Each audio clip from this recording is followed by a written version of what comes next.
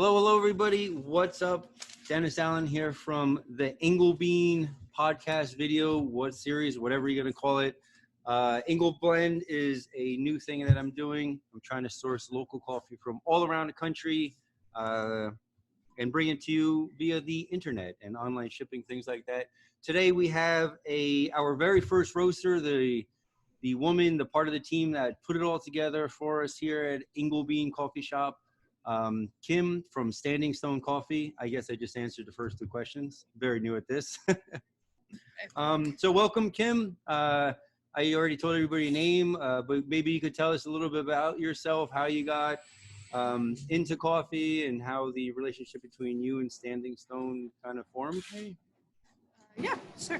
Sorry about the air conditioner kicking on and off in the background, but I'm trying to stay outside before all this rain hits. So my name is Kim. I am the master roaster at Standing Stone Coffee Company based out of Huntingdon, Pennsylvania.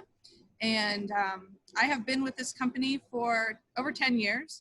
I started as a barista just to make some extra income when I actually was working for junior high college as a coach. And I just wanted to do something on the side. While I was here, the roaster that we had ended up leaving. He actually now has his own roastery. So I said, yeah, I'll jump in. I want to learn how to roast. That sounds cool. At the time, we only roasted for ourselves and like a couple local places in town that got, a 5-pound bag here or there. So that was in 2010, I guess. I started in 2009. I started roasting in May of 2010. And so now it is 10 years later. I have gone through several assistants. I currently have 2 and a third starting yesterday, actually, first day of training. So we're a growing operation with plenty of room to grow as well.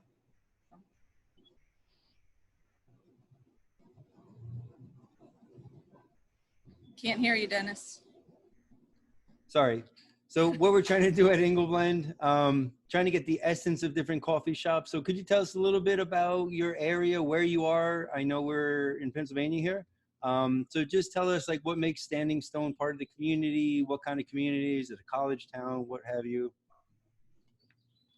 Yeah, so a little background on Standing Stone. The owners are Greg and Jesse Anderson. Greg is a junior high college graduate. Jesse is a Penn State graduate. They have a love for people and wanted to open a coffee shop. So in 2008, they did a lot of research, or probably before that, 2006, let's say. They did a lot of research on small towns. They wanted to be in a college town. So they went to several in Pennsylvania towns that needed, to see if they needed a coffee shop. Huntingdon actually won. So the location that we're in is central Pennsylvania. It's south of State College by about 40 minutes or so. Raystown Lake area. So we have a big tourist attraction for one of the largest man-made lakes. Oh, I heard about that. That's right. I think it is the largest man-made lake in Pennsylvania. It's about 32 miles long. Yeah, so yeah, well, it's a small college town. Junior high college is a small private school. Not exactly sure how many students they have. I would say between 4,000 and 5,000. So when Greg and Jesse were trying to find a place to open a coffee shop, they wanted to be in a neighborhood, in a community that needed it. So our location is actually not on a main street. It's it's on a one-way street, kind of set into a downtown community. So you have like your downtown district of, downtown of Huntingdon that has most of the restaurants and the shops, where we are closer to the college and uptown. So we have neighbors, just like next door neighbors, not like a normal business would. The building that we're in, this brick building here, used to be a laundromat. So the neighborhood used it as a laundromat. And when Greg and Jesse surveyed the community, they still wanted laundry, which is why in the back of the building we have kept laundry. There are a couple machines so that you can come in, do your laundry, and have your coffee and lunch. So. It's strange, but at the same time, such a cool idea. I really enjoy that. At first, when I heard about it, I'm like, what do you mean, a laundromat in a coffee shop? But it works so perfectly. It's great for the community. Yeah, it's, really immersing yourself in a community. Everybody does laundry. Yeah. Yeah. So, how did you and IngleBlend, because, as everybody knows, or as nobody knows, I bought the coffee shop a couple years ago, but IngleBlend has been here for almost 10 years now, if not 10. How did the relationship, because there's a large truck. What was that? There's a large truck driving by. Oh, sorry. Okay. So how I was asking, because we only sell IngleBlend coffee here in the pumps and all our espresso drinks and everything. But this IngleBlend, we're going to be sourcing IngleBlend versions from all over.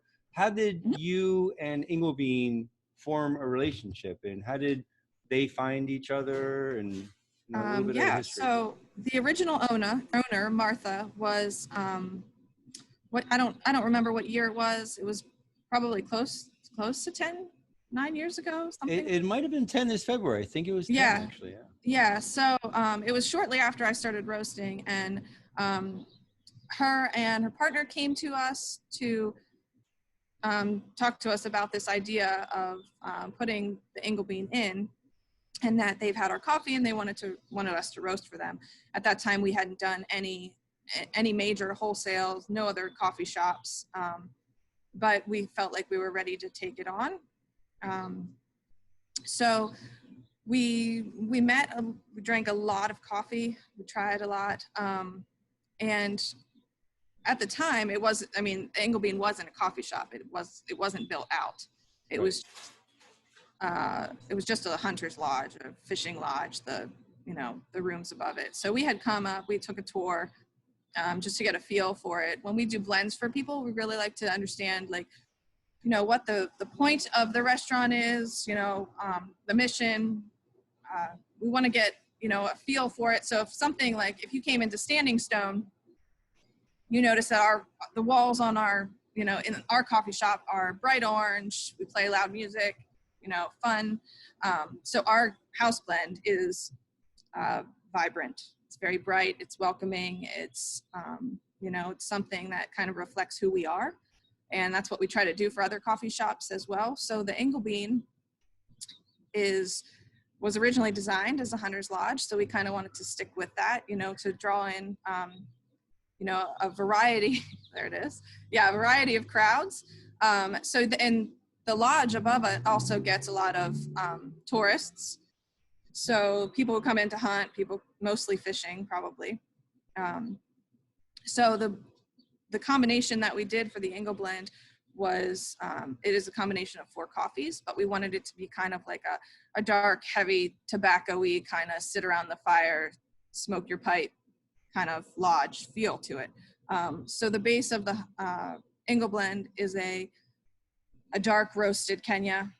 It's heavy. It has a lot of walnut, tobacco flavor to it that kind of sets the base for it. Another piece of the IngleBlend coffee is Brazil. So the Brazil tends to have a lot of chocolate and nut notes, but that Brazil is also roasted lighter. So it brings out a lot more of the acidic nut notes that you would have. The third piece to the IngleBlend is Nicaragua, which is a medium roast. It's a direct trade coffee, so we have a really good relationship with our Nicaraguan farm. We have been there. Several of our staff have been there. We try to send a crew down every other year. Dennis hoping is to go the next time we go. So the Nicaragua is a very true medium blend coffee. It has a lot of darker fruit to it, some like black currant, but it also is a very earthy coffee. So it has a really good balance to that. It adds to the IngleBlend.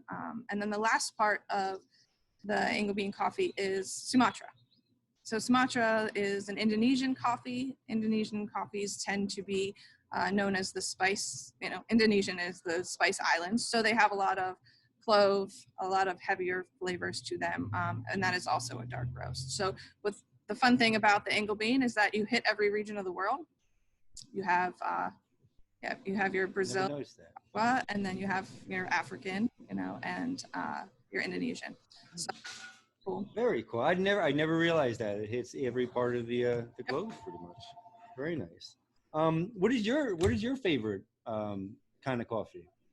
I tend to go toward Africans and light roasts. I like fruitier flavors. I like bright notes. I like to have a lot of that natural flavor in it. I'm not, I don't really like a whole lot of nut in my coffee, but I don't really like a whole lot of nuts in general. But I tend to go toward the Ethiopian Yirgacheffe is my favorite just because it's so unique.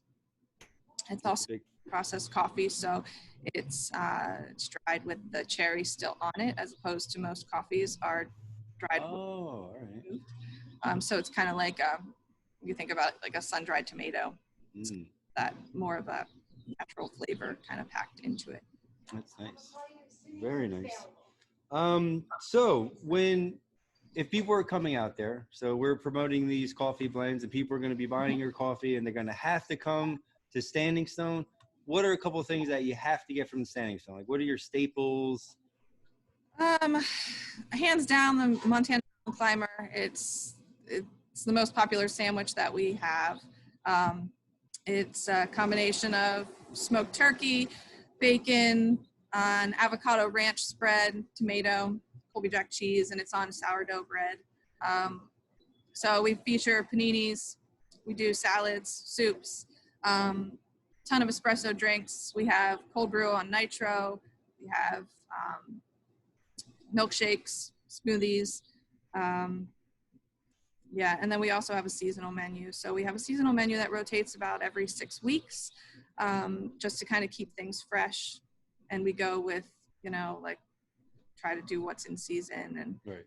So the one that I think just started today, can't exactly remember what's on it. There's a BLP, which is a really awesome sandwich. And it has, so it's a bacon, lettuce, and pineapple. And it has, oh, that's nice. I think it's like a Cajun mayo spread, and it also has avocado. It's really good. It sounds really strange, but it is delicious. The pineapple just makes the sandwich. We also have your traditional Caesar salad and some new drinks. There's a strawberry cheesecake iced latte that they Whoa. put. We also try to do a lot of mocktails. So we sell our cold brew to a lot of bars and restaurants when they're open to do actual cocktails, which is cool. So we try to do a bunch of mocktails that just like incorporate different flavors into the cold brew. I'm gonna have to try those. I never tried that. Cool. And the cold brew, yeah, I definitely want to try that stuff. Interesting.